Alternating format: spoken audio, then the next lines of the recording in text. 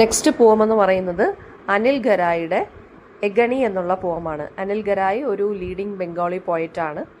And അദ്ദേഹത്തിൻ്റെ poetry എന്ന് പറയുന്നത് ദളിത് കമ്മ്യൂണിറ്റി അനുഭവിക്കുന്ന എക്സ്പ്ലോയിറ്റേഷൻ ആൻഡ് ഒപ്രഷനെ കുറിച്ചാണ് പറഞ്ഞു പോയേക്കുന്നത്.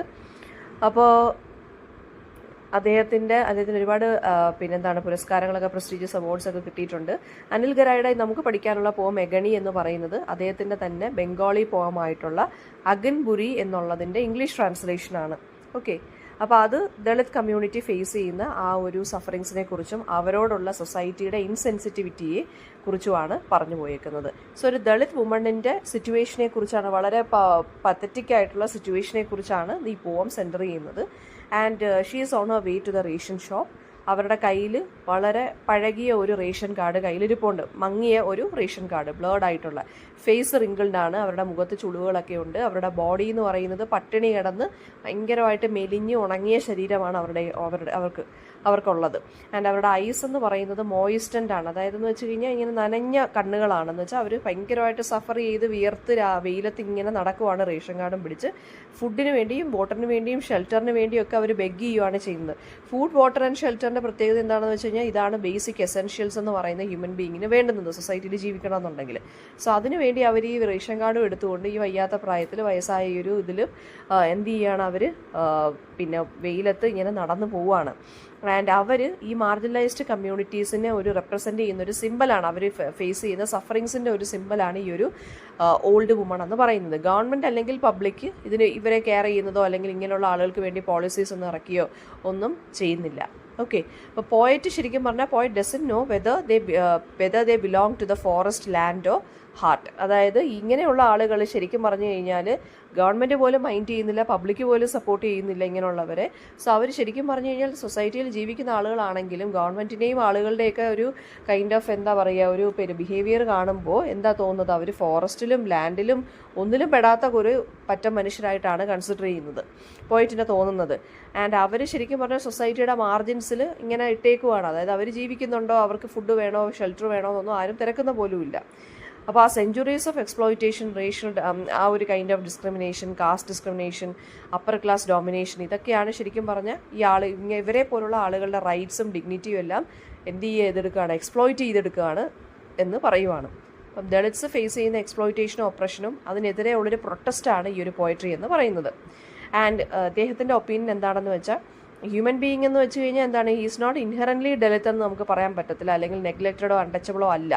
സിസ്റ്റമാണ് ശരിക്കും പറഞ്ഞാൽ ഇങ്ങനെയുള്ള ആളുകളെ ഇങ്ങനെ ഡീഗ്രേഡ് ചെയ്ത് എക്സ്പ്ലോയിറ്റ് ചെയ്ത് സഫറിങ്സിലോട്ട് വീണ്ടും ഇങ്ങനെ പറഞ്ഞയക്കുന്നത്. അപ്പം നമുക്ക് സ്റ്റാൻസ ബൈ സ്റ്റാൻസ എക്സ്പ്ലനേഷൻ നോക്കാം.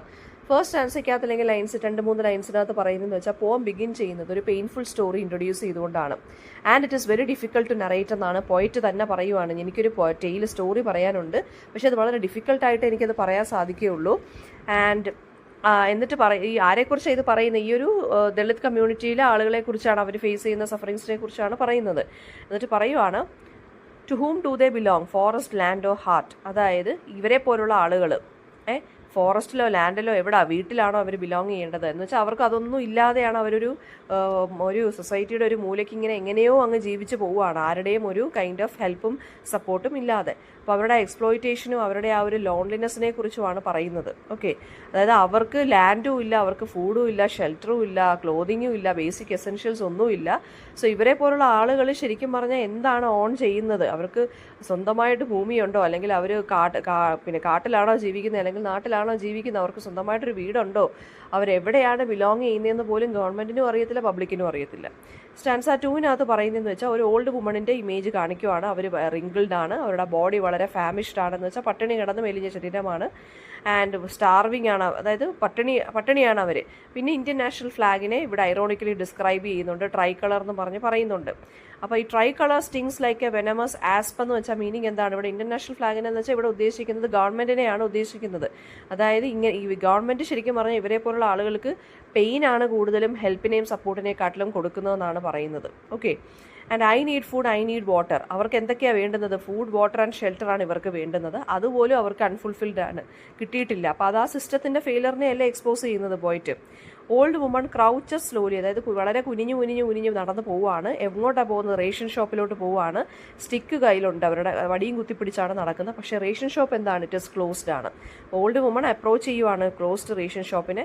അതെന്താ കാണിക്കുന്നത്? റേഷൻ ഷോപ്പ് ക്ലോസ് ചെയ്തിട്ടേക്കുവാണ്. റേഷൻ ഷോപ്പ് ഓപ്പൺ ആക്കിയിട്ടിരിക്കുന്നത് ഇങ്ങനെയുള്ളവർക്ക് വേണ്ടിയാണ് മെജോറിറ്റി ഓപ്പൺ ആക്കിയിട്ടേക്കുന്നത് പോലും. പക്ഷേ ആ ക്ലോസ്ഡ് റേഷൻ ഷോപ്പ് എന്തിനെയാണ് കാണിക്കുന്നത്? വീണ്ടും എന്താണ്? ഗവൺമെൻറ് ആ ഒരു സിസ്റ്റം ഫെയിലായി എന്നുള്ളതാണ് അവിടെ കാണിക്കുന്നത്. അവരുടെ മൂവ്മെൻറ്റ് എങ്ങനെയാണ്? വളരെ സ്ലോ ആണ്, വളരെ ഡിഫിക്കൽട്ടാണ്. ആ ഫിസിക്കൽ വീക്ക്നെസ് ആൻഡ് ഹെൽപ്ലെസ്നെസ്സിനെയാണ് അത് കാണിക്കുന്നത്. ഇങ്ങനെയുള്ള ആളുകൾക്ക് വീടുകളിൽ കൊണ്ടുപോയി കൊടുക്കേണ്ട കാര്യങ്ങൾ ഇവർ വെയിലത്ത് വടിയും കുത്തിപ്പിടിച്ച് ആ ഒരു നനഞ്ഞ ആ ഒരു റേഷൻ ഷോ കാർഡുമായിട്ട് അവർ പോവുകയാണ് നടന്ന്. സ്റ്റാൻസ 4 പറയുന്നത് എന്താണ്?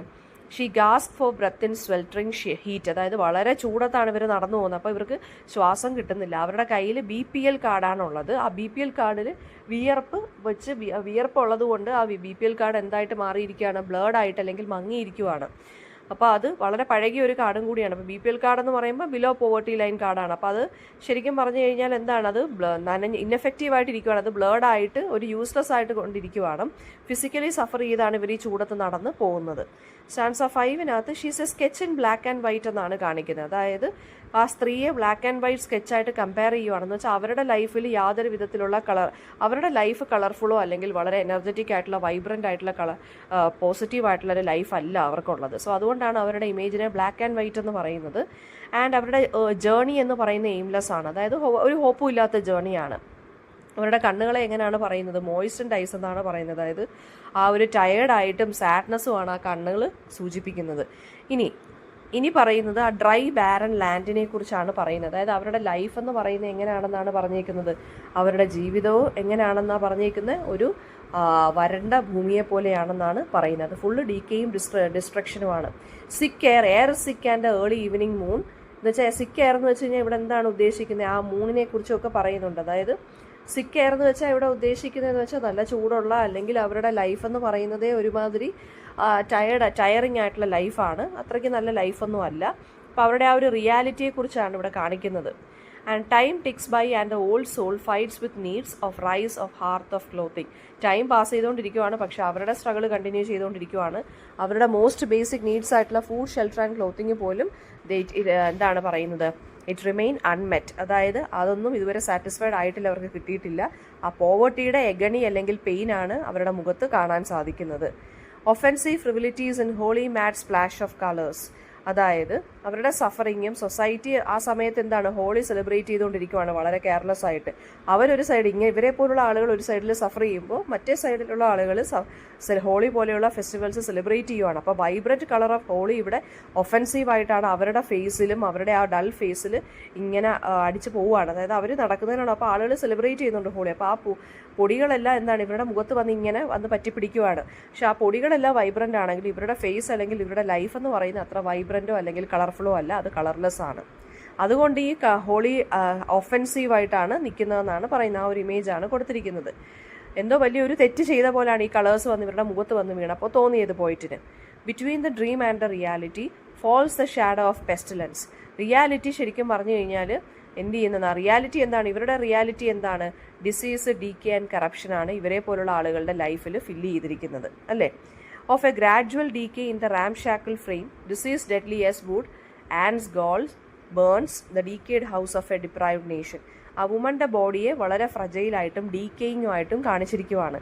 ഡിസീസ് ഇവിടെ കമ്പയർ ചെയ്തിരിക്കുന്ന വുഡ് ആൻഡ്സിൻ്റെ ഗോൾ പോലെയാണ് കൺസിഡർ ചെയ്തിരിക്കുന്നതെന്നാണല്ലേ കമ്പയർ ചെയ്തിരിക്കുന്നത്. അതായത് ഒന്നുമില്ല, ഈ വുഡ് ആൻഡ് എന്ന് വെച്ചാൽ ചെതൽ എന്നുള്ളൊരു മീനിങ് ആണ്. വളരെ സ്ലോ ആയിട്ടും പെയിൻഫുൾ ആയിട്ടും ഈ വുഡ് ആൻഡ് ഇവരുടെ ജീവിതം അല്ലെങ്കിൽ ഇവരുടെ എക്സിസ്റ്റൻസിനെ തിന്നുകയാണെന്നാണ് പറയുന്നത്, ഫിസിക്കലി ആൻഡ് മെൻ്റലി.